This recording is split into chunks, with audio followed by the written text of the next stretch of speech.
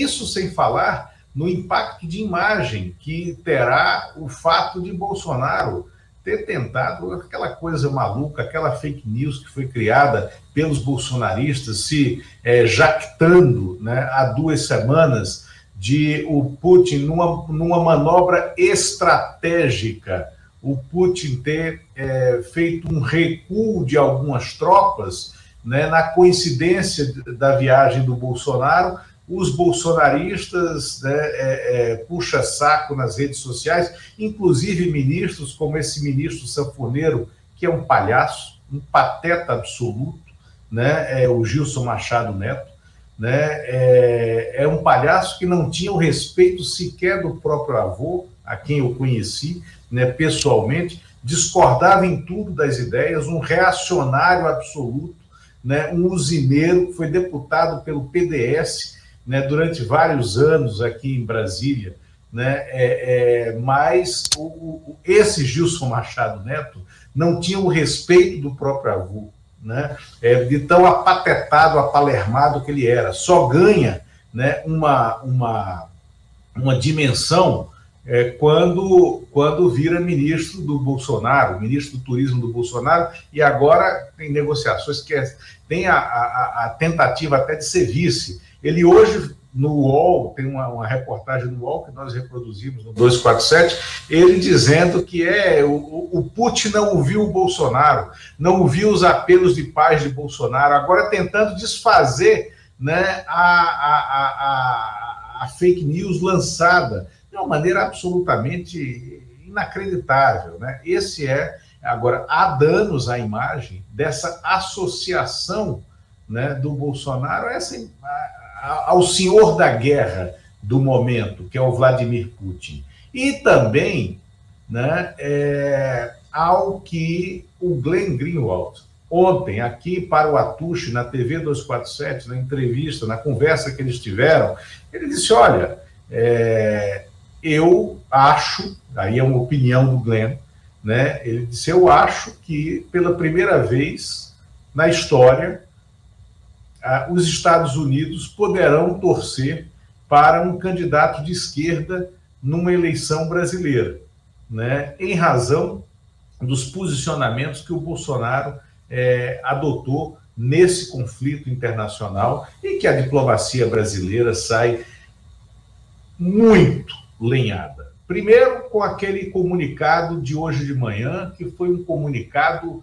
absolutamente anódino, sem nenhuma força, sem nenhuma expressão. Situação na Ucrânia. O governo brasileiro acompanha com grave preocupação a deflagração de operações militares, na verdade era o bombardeio do território ucraniano, pela Federação da Rússia contra alvos no território da Ucrânia. O Brasil apela à suspensão imediata das hostilidades e ao início de negociações conducentes a uma solução diplomática para a questão, com base nos acordos de Minsk e que leve em conta os legítimos interesses de segurança de todas as partes envolvidas e a proteção da população civil. Ou seja, um monte de palavras para dizer rigorosamente nada, né? A nota do Itamaraty é um nada diplomático. Hoje à tarde, e a representação, o embaixador da Ucrânia em Brasília não está no país. Em razão disso, quem responde pela embaixada na crise é o representante comercial. A representação comercial da Ucrânia, eu ouvi entrevistas deles hoje criticando largamente o fato de a chancelaria brasileira não ter até o fim da manhã de hoje estabelecido nenhum contato para a evacuação de brasileiros, são mais de 500, que estão na Ucrânia nesse momento. Aí, no meio da tarde, sai um comunicado atropelado do Itamaraty, né, dizendo que haveria uma ajuda da Embaixada Brasileira na Ucrânia, a saída desses brasileiros. Eu sei de um funcionário do Banco Central, funcionário concursado do Banco Central, que estava na Ucrânia com a noiva, que é ucraniana, né?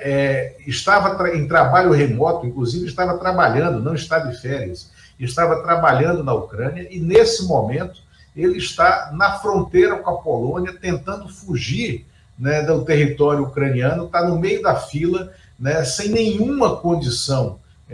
Não sei como é que ele está agora à noite, né, mas sem nenhuma condição. E numa rota de fuga, de fato, dos bombardeios, né? Então, há um desespero, uma desinformação absoluta.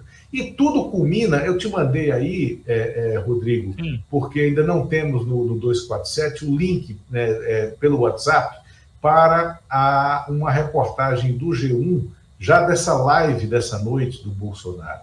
Culmina com essa cena patética, né, Não é isso aqui? Do Bolsonaro com essa foto. Ele, não. Ele na live, assim, tudo bem, mas aqui a foto no G1 é outra, né?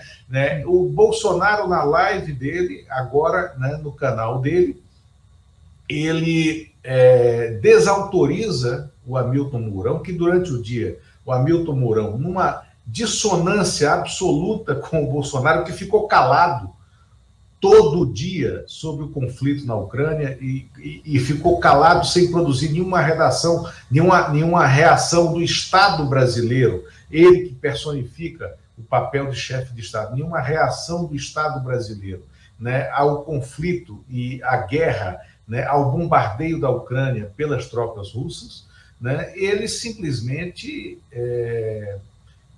desautorizou o vice, que tinha pedido uma operação bélica militar forte, dura, dizendo que sanções comerciais são como brincar, como o mundo brincou com Hitler em 1938, que ninguém levou a sério. Ou seja, o Mourão queria o bombardeio. E aí vem essa foto da live, onde está o chanceler brasileiro, porque essas lives são um teatro patético do bolsonarismo, né? São quase que um sketch, né? E está lá o chanceler brasileiro durante o dia em que houve o início de uma guerra em território europeu, que tem reflexos absurdos sobre a economia brasileira.